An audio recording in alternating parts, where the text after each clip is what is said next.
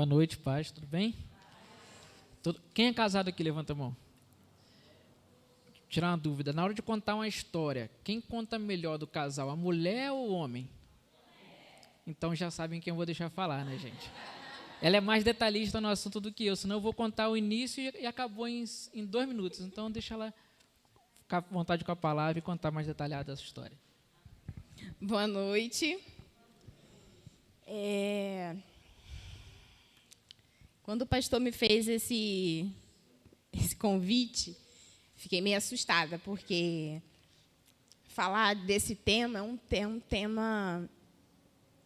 Ai, vou acabar me emocionando. Que causa boas lembranças e causa também um pouco de tristeza. Mas a gente precisa olhar o lado bom de todas as coisas, né? Tudo aquilo coopera para o bem, né, daqueles que amam ao Senhor. E eu vou começar aqui falando, acho que o pastor já começou a introduzir, né, a parte do que eu escrevi aqui para a gente estar passando para vocês, mas muitos de vocês devem se perguntar como que esse pessoal chegou aqui, né? Eu e Sânio, o Sânio sempre manteve contato com o pastor, né, durante esse período, mesmo que distante, né, da gente, ele sempre manteve esse contato. E, por muitas das vezes, o Sânio falou assim, estava falando com o Renato aqui, vamos lá em Batiba. Eu falei, eu não. E lá não tem nada, vou fazer o que lá? O Sânio ficava sempre me convidando e eu sempre, né, desdenhando do local. Não por mal, né, mas pelo fato de não ter um shopping, não ter nada que atraia uma pessoa de uma cidade grande para vir visitar o interior. E aí... o que nos trouxe aqui foi uma mudança que Deus já tinha planejado antes mesmo de que nós tivéssemos, né, feito nossos planos. E essa série de mensagens, ela está muito ligada com o nosso testemunho, porque,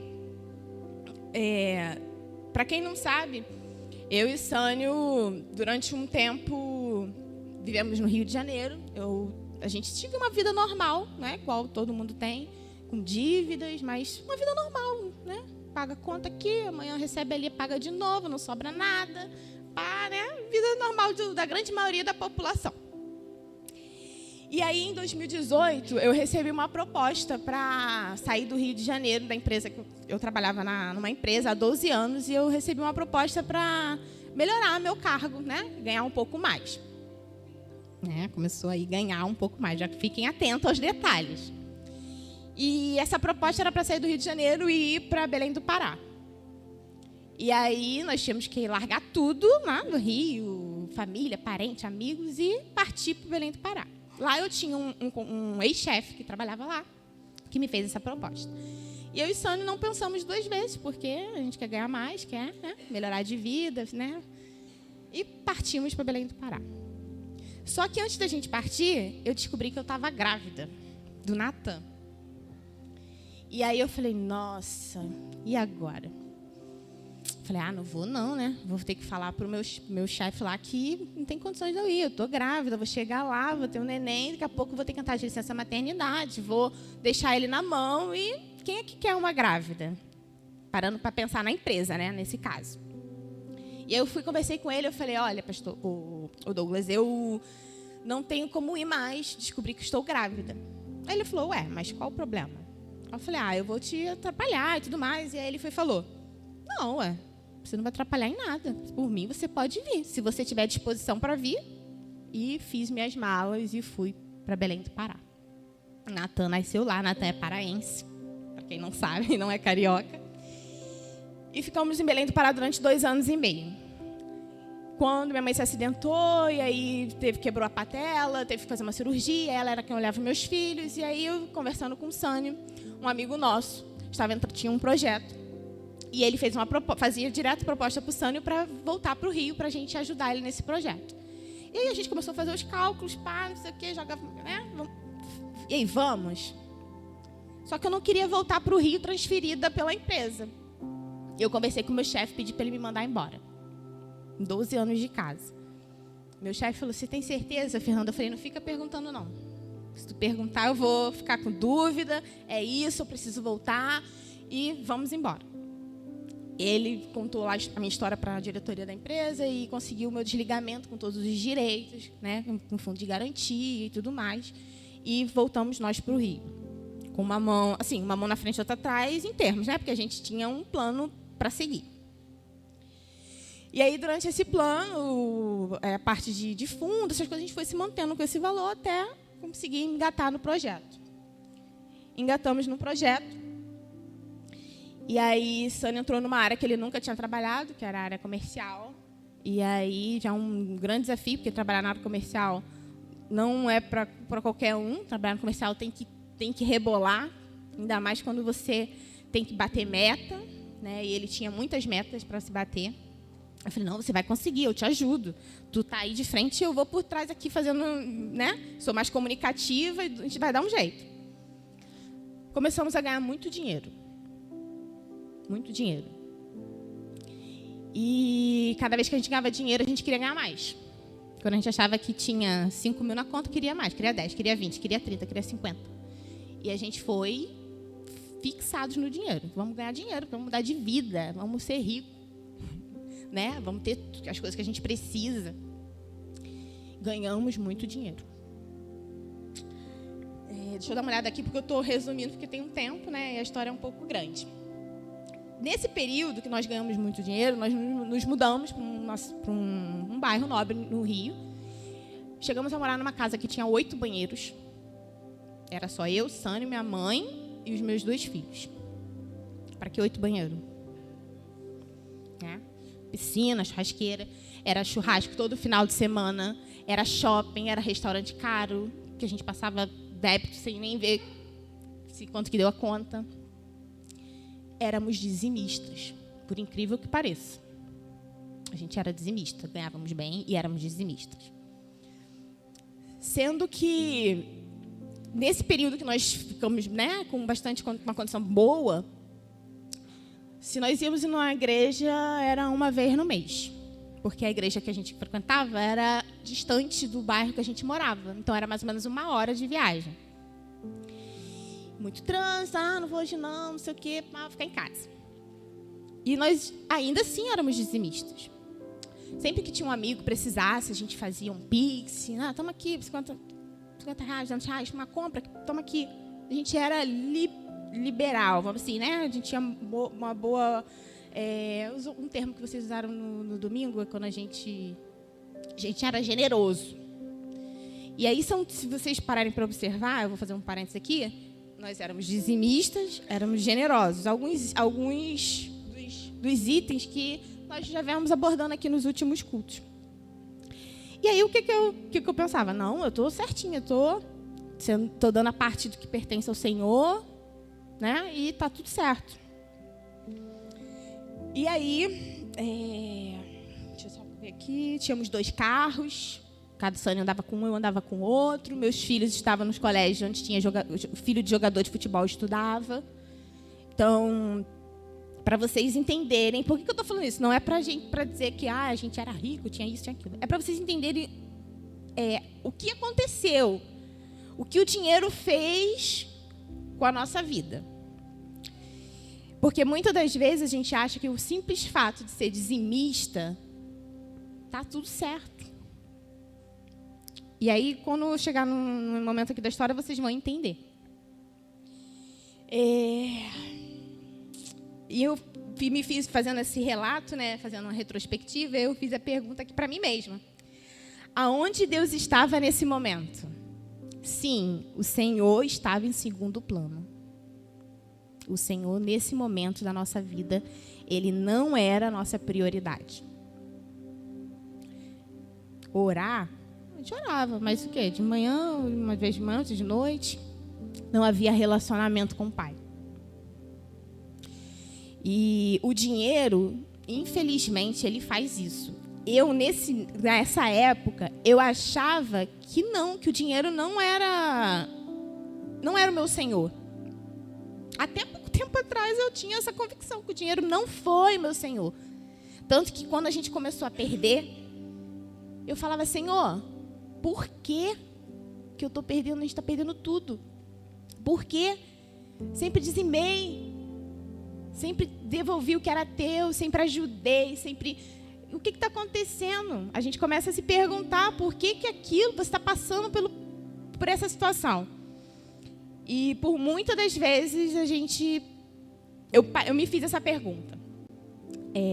Mas eu não sei, o Senhor ministrou durante esse período que nós tivemos essa experiência muitas coisas no nosso coração, porque quando nós estávamos nessa casa, eu falei assim, Sânio, a gente tem que devolver a casa. O Sânio, não, vamos dar um jeito. E não sei o quê. Eu falei, Sânio, não tem como. Não dá.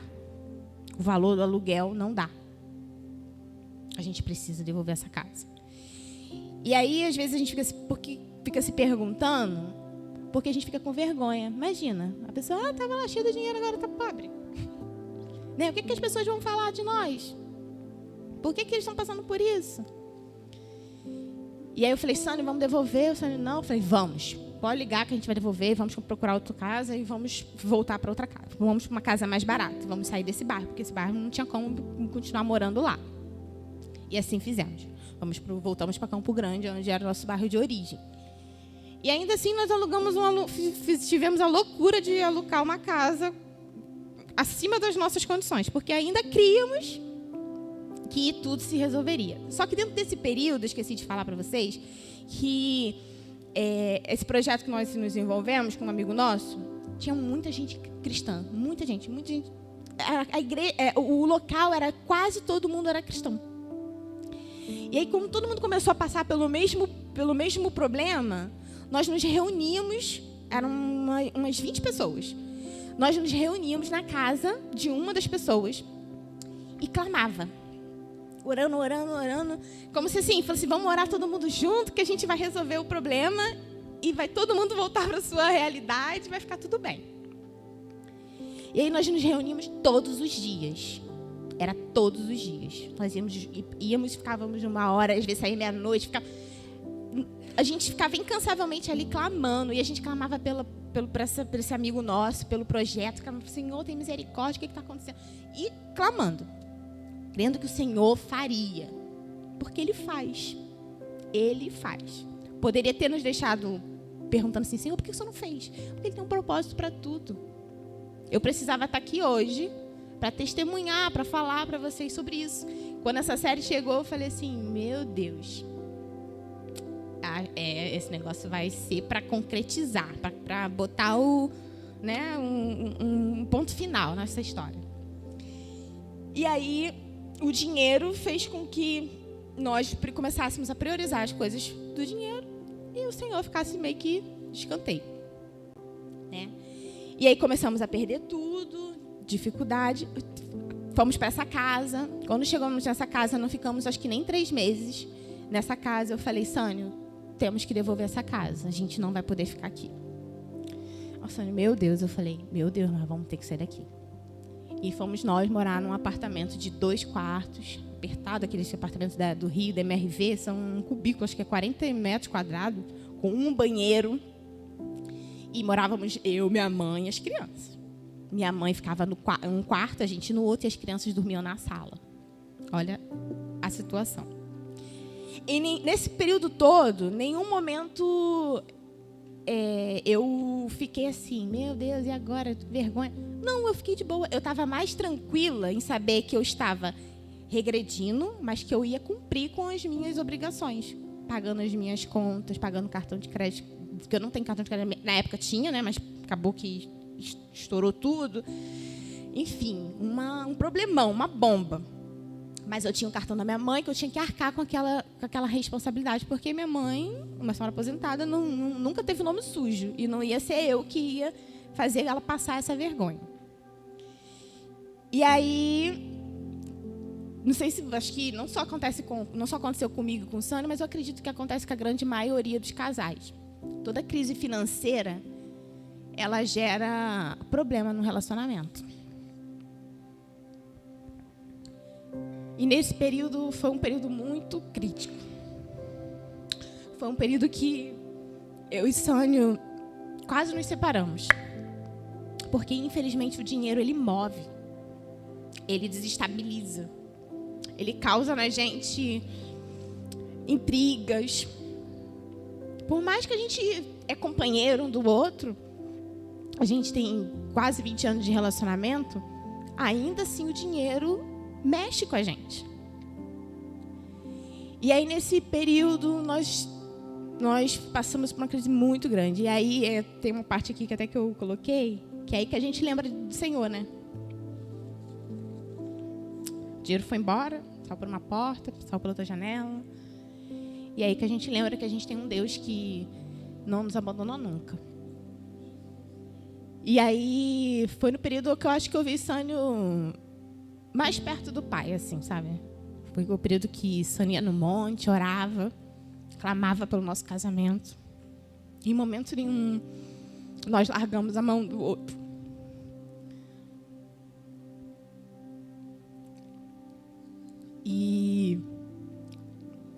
E aí, no carnaval de 2023, nós estávamos na casa da irmã dele, passando o carnaval lá. E aí, acho que numa conversa com o pastor Renato, aí o Sânio falou assim: Fernanda, vamos para Ibatiba? Eu falei: vamos. Aí o Sânio me olhou assim, tipo assim, como assim? Eu falei: vamos. Aí ele, na mesma hora, arrebandou o pastor: cara, vê um apartamento, vê uma casa aí para mim, porque Fernanda disse aqui que vai. Eu não posso demorar não, que ela pode mudar de ideia. Que não sei o que. Aí, na mesma hora, o pastor, acho que começou a procurar, mandou 2 fotos, 2 apartamentos para a gente. Aí o Sânio me mostrou. Eu falei: pode ser isso aqui. Aí o Sânio perguntou: qual o valor, pastor? Aí o pastor falou, o Sânio fez o Pix na hora. Aí o pastor: caraca, eles são malucos mesmo, vão vir sem nem ter visto a cidade, nem ter visto direito a casa. Esse povo tá doido. E aí começamos a correria. E aí fomos guardar tudo, desfazer dos móveis. Minha mãe morava comigo. E aí ela foi morar sozinha. Então a maioria das minhas coisas de móveis, fogão, geladeira, a gente cedeu para ela. E como a gente tinha 2 carros grandes, né? Nós falamos: cara, vamos colocar tudo que der nesse carro. O carro vai entupido até o teto. 2 televisões, tudo que a gente tinha, assim, que dava, a gente entulhou nele. O Sânio é bom para isso. Quando alguém precisar de ajuda para arrumar alguma coisa, chama o Sânio, ele consegue fazer milagre. Então veio micro-ondas, veio panela, prato, essas coisas que todo mundo tem em casa, né? Roupa de cama, as malas. Um carro veio comigo, com as crianças, e cheio, a mala cheia. E o outro veio com o Sânio, a touro lotado até o teto, dentro do carro também. Acho que não tinha espaço nem para o Sânio se mexer direito, porque ele colocou muita coisa. E chegamos aqui em Ibatiba. E aí, quando nós chegamos aqui em Ibatiba, a gente veio sem emprego, sem nada, né? Sânio trabalhava por conta própria, né? Mexendo no mercado financeiro e tentando fazer alguma coisa para a gente poder se manter. E aí, com 1 mês, eu já consegui um emprego. Agradeço meu amigo André, que fez uma entrevista comigo, que olha como é que são as coisas. Eu falo que se eu estou hoje na empresa que eu estou, foi porque o Senhor me colocou lá. Porque eu lembro como se fosse hoje. No dia que eu cheguei, nós ficamos 2 dias na casa do pastor e depois nós fomos sair para comprar as coisas, né? Fogão, cama. E eu lembro como se fosse hoje. A gente estava saindo do carro e aí nós paramos o carro ali perto do Banco do Brasil para ir na loja e a gente encontrou com o André na rua, chegando do Rio. Aí o pastor chamou: meu irmão, tu tá sumido, parece na igreja. E aí, André, eu lembro do André. O André nem lembra, que ele falou com o pastor, mas nem lembrava da gente. E aí, depois eu fui pedir pro Daniel entregar meu currículo. Ele entregou na Micron lá e o André me chamou. Eu fui lá fazer entrevista. Eu falei: cara, você não é meio estranho. Acho que eu te conheço de algum lugar. E ele: eu sou do Rio. Eu falei: Aí eu lembrei da careca. Eu falei: é o rapaz que o pastor encontrou na rua. Aí, hoje eu entendo que o Senhor fez tudo da forma certa. Eu não estou lá porque o Daniel fica: vai para a Micron. Eu falo: não vou para a Micron porque foi lá que o Senhor me plantou. E eu não posso escolher viver com o Senhor tomando eu as minhas decisões. O Senhor, ele tem que dirigir a minha vida. E nesse período que nós estamos aqui, eu tive 2 propostas de emprego para sair daqui, para ir para outra cidade. Uma para Vitória. Eu tive um ex-chefe que me chamou para ir para lá, ganhando muito melhor do que eu ganho aqui em Ibatiba, porque a gente sabe que a realidade de Ibatiba é uma realidade diferente da cidade grande. para trabalhar no que eu já trabalho. Minha vida é telecom desde que eu comecei e eu tenho muito contatos com pessoas de telecom, então automaticamente quando surge uma vaga, a pessoa lembra de mim e me chama. E quando surgiu essa primeira proposta, a primeira coisa que eu pensei, caraca, vou ganhar mais. Caraca, vou pro shopping. Caraca, praia. Gente, eu juro, foram as 3 primeiras coisas que eu pensei. E ao mesmo tempo o Espírito Santo me deu uma sacudida e falou, ei, como assim? E aí eu lembro como se fosse hoje uma mensagem que o pastor Emerson ministrou, e nós viemos aqui na frente, e ele entregou uma palavra para mim, dizendo que eu não precisava me preocupar, que o Senhor iria prover tudo, que era Ele quem ia nos sustentar. Então, que eu não precisava me desesperar, mediante as circunstâncias. E aí eu falei, caramba, pastor, o Senhor já falou com o pastor, já me mandou o recado. E aí o nosso eu grita pelo dinheiro. E eu falei, não posso ir. E o André mesmo falava, Fernanda, você não pode ir, você tem um propósito aqui. Aí eu falava, caramba, realmente, eu tenho que ficar aqui. Mas com aquele meu coraçãozinho, o quê? Preocupada com as contas, preocupada com a realidade. E aí eu orei, eu falei, Senhor, me mostra se essa porta que foi aberta é sua, porque a gente muitas das vezes se confunde. O Senhor abre portas e a gente já sai correndo. A porta se abre, a gente sai correndo achando que a porta que foi aberta foi a porta que o Senhor abriu. A gente não se dá nem o trabalho de orar e perguntar ao Senhor se essa porta é a porta dele, ou se é uma cilada de Satanás. E aí eu falei, Senhor, preciso de uma resposta sua, preciso saber se eu tenho que ir, se não tem. E aí eu orei, tá? E aí conversando com esse meu chefe, contando mais ou menos um pouco da minha história, né? O que eu estava fazendo, que ele perguntou, o que você está fazendo? Eu falei, estou fazendo isso. Aí ele, Fernanda, faz uma coisa, não vem não, fica aí. Aí eu, meu Deus, era a resposta que eu precisava. O Senhor usou uma pessoa que nem evangélico ele é, nem crente, não é cristão, não é nada. Eu falei, tá bom, já entendi, Senhor, não vou. E aí vem as provações, as dificuldades, a gente está trabalhando, mas assim, a gente ainda vive com sequelas, tipo assim, sequelas do passado. Por quê? A gente tem muita dívida, muita. Se eu parar para contar aqui, as dívidas vocês vão ficar horrorizados. E a gente vive essa sequela ainda. Então, hoje, a gente precisa honrar com as coisas que ficaram no passado, porque a gente não pode esquecer do passado. A gente não pode esquecer de devolver aquilo que não nos pertence, né? E por isso que essa vontade de ganhar mais, vontade de ir para um lugar para melhorar a condição, para poder arcar com o que ficou para trás. E aí ainda vivemos uma vida apertada e novamente surgiu uma outra proposta para ir para Manaus. Na verdade, para Manaus não, para Amapá. Mas com um ex-chefe meu, que eu trabalhei em Belém, então ele tinha um contato e ele cuida dessa parte do norte. E aí ele, cara, estou precisando de uma pessoa assim igual a você. Nanana. Eu falei, partiu, só que eu sou dessa, eu não tenho medo de me aventurar. Eu e Sônia, a gente não tem esse problema. E aí eu falei, meu Deus, será que é isso mesmo? Vender tudo, não sei o que, meu Deus, Senhor. Tornei a orar. E novamente não deu certo. Novamente o Senhor me livrou de mais uma cilada. E aí, depois desse livramento, um belo dia lá em casa, a gente conversando, o André chegou, e eu não sei quem estava conversando. Aí o Sânio foi e brincou assim, partiu Amapá. Eu falei, para com isso. Eu já entendi que eu tenho que ficar aqui. Para com esse negócio de Amapá, não, a gente vai para lugar nenhum. A gente vai ficar aqui, em Batiba, porque o Senhor tem um propósito e eu não vou deixar de fazer aquilo que Ele já planejou para mim.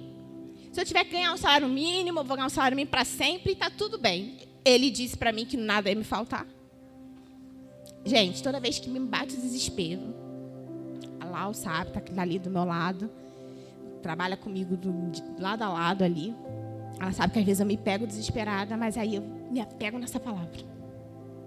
O Senhor disse, e se Ele disse, Ele vai cumprir. E uma outra coisa, só pra gente encerrar, esse mês é o mês mais difícil desde que nós chegamos aqui. Eu falei, Senhor, já fui promovida, já ganhei aumento, por que tá tão difícil? O que tá acontecendo? Nem no shopping eu vou. Não estou gastando com nada. Para onde foi meu dinheiro? Eu sou dizimista, Senhor. E eu falei, quando o pastor nos convidou, eu falei, Pai, agora eu entendi. O Senhor me deu um mês mais difícil para subir ali e falar, para testemunhar que eu não vou desistir e que eu vou permanecer independente da dificuldade. Quando eu falo que é difícil, gente, é porque é difícil. É difícil você olhar a sua conta e não ter mais nada. De ter o teu carro tá na reserva e você não ter dinheiro para abastecer. E eu falei, caramba, agora eu entendi por que esse mês é o mês mais árduo. Porque Deus já sabia que eu teria que estar aqui falando que, independente do que eu tenho passado, ainda assim, eu não me arrependo de estar aqui, de poder falar para vocês que dinheiro não é tudo. Não é tudo. Dinheiro não traz felicidade. Então, não vamos nos apegar a dinheiro. A nossa vida, ela precisa servir ao Senhor. A nossa vida precisa servir ao Senhor. E o nosso dinheiro também. Não espere perder tudo. Se hoje você tem uma condição financeira boa, não espere perder tudo. Não espere perder um parente. Não espere estar no fundo do poço para buscar o Pai. Porque dói. Dói você olhar para trás. Às vezes eu olho umas fotos, nossa, assim, me dá dor de olhar tudo que a gente tinha e que a gente não tem mais. Mas eu sempre olho para o Senhor e falo, Senhor, obrigada. Essas palavras que nós temos recebido aqui nessas séries, que eu preciso estar contente com aquilo que eu tenho. Sabe? Eu deito, eu oro, Senhor, obrigada pela minha casa. Obrigada pelos meus filhos. Obrigada porque não me faltou um prato de comida. Por mais que tenha sido muito difícil. Está sendo. E aí, quando eu montei esse esboço aqui, que não serviu de nada, porque eu não li nada aqui. Estou falando por conta própria. Foi mais para ter uma noção. Na fase de conclusão que eu coloquei, não espere perder tudo, né, que eu falei. Não queira viver a escassez. Não queira viver uma doença, uma perda. Para entender que o Pai é quem precisa ser priorizado. Eu ainda tenho muito para aprender, porque ainda estamos passando pelo processo. Porque eu acredito que ainda estamos vivendo no processo. Né? Temos sequelas, temos coisas ainda para amadurecer. Mas Deus só nos permite viver o extraordinário quando descansamos nele. E eu creio que a fase do extraordinário está chegando, ou melhor, chegou. Que, quem sabe, o dia de hoje não seja a virada da chave. E em breve eu virei aqui para falar das coisas extraordinárias que o Pai fez nas nossas vidas. Amém.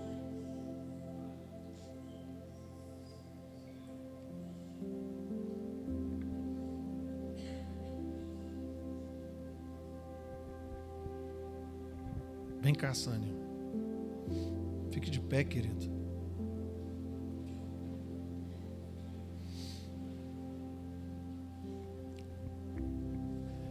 A gente sabe o que eles estão passando. Eu e a minha casa sabemos. Que é dormir um dia ganhando, sei lá, acho que na época eu ganhava 6 a 7 salários mínimos e no outro dia eu ganhava 0. E a gente sabe o que demanda isso. Mas por que, pastor? O senhor pediu eles para trazer esse testemunho? Porque, irmãos, não é só uma palavra. não é só uma pregação do pastor Emerson, do pastor Renato, do seminarista. É a vida. Vocês entendem? É a vida deles, é a vida da gente. É a vida da gente. Não é só dar o dízimo. Sabe, às vezes a gente faz o momento da oferta que não é só trazer uma oferta missionária, não é só entregar a primícia. Eu lembrei que pela primeira vez você entregou a primícia. Você mandou uma oferta de primícia dentro desse mês que você está chamando de tão difícil. E parece que a conta de Deus é de cabeça para baixo. E não foi à toa que a gente cantou essa canção hoje dizendo: a tua graça me basta. Paulo continua dizendo: porque o teu poder, Senhor, se aperfeiçoa nas minhas dores, nas minhas fraquezas, nas minhas angústias. E eu sempre falo isso. A gente ora mais. Ela testemunhou isso aqui. Sânio subiu o monte, mas ele não estava subindo o monte na hora que a conta estava cheia. Ele subiu o monte na hora que a conta começou a esvaziar. Eu não subi o monte quando Carla estava com saúde, mas eu estou orando como um louco porque o diagnóstico dela foi de câncer. Deus prefere às vezes alguém pobre, mas cheio dele, do que alguém rico e longe dele. Deus prefere às vezes alguém passando por uma adversidade, uma enfermidade, mas pertinho dele, do que alguém saudável, mas longe dele. E eu quero convidar você para entregar a sua vida ao Senhor, o seu coração ao Senhor, entregar o seu eu ao Senhor. Tudo que Deus precisava era da vida deles, da família deles. O mesmo Deus que é dono do ouro e da prata, que é o mesmo que não está deixando faltar nada para eles, é o que não deixa faltar para mim nem para você.